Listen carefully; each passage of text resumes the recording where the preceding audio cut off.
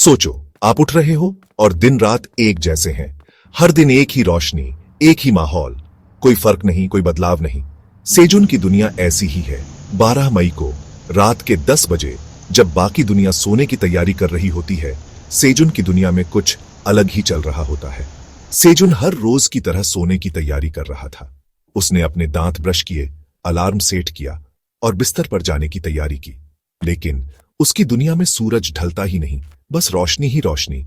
हर समय दिन का उजाला, कभी रात नहीं होती। वो जमीन पे लेट गया और सूरज की रोशनी से बचने के लिए सर पे एक बैग रख लिया। ये उसकी रोज की आदत बन चुकी थी। उसे आसानी से नींद आ गई।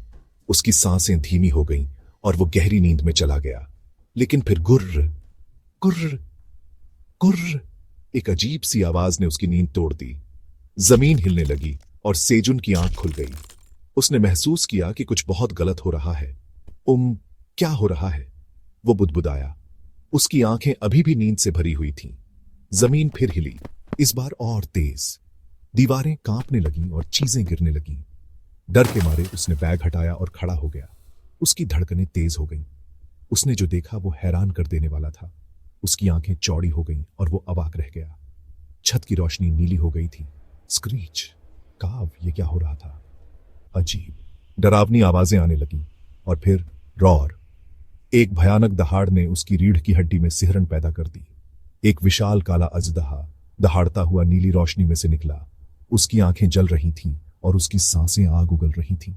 दूसरे राक्षस डर के मारे चुप हो गए। वे कांप रहे थे और पीछे हट रहे थे। लेकिन सेजुन के दिमाग में हलचल मची थी। उसके मन में सवाल उठ रहे थे। राक्षस, ये कैसे हो सकता है? उसने खुद से पूछा, क्या ये सब सच है या कोई सपना? उसे लगा वो टावर की पहली मंजिल पे है, पर वहां राक्षस नहीं होते। ये जगह तो सुरक्षित होनी चाहिए थी। नीली रोशनी, ये तो ब्लू मून है, जिससे राक्षस और भी खतरनाक हो जाते हैं, और ये सिर्फ 10वीं मंजिल और ऊपर ही होता है। ये कैसे संभव है? सेजुन को समझ आ गया कि वो जितना सोच रहा था उससे कहीं ज्यादा ऊपर है।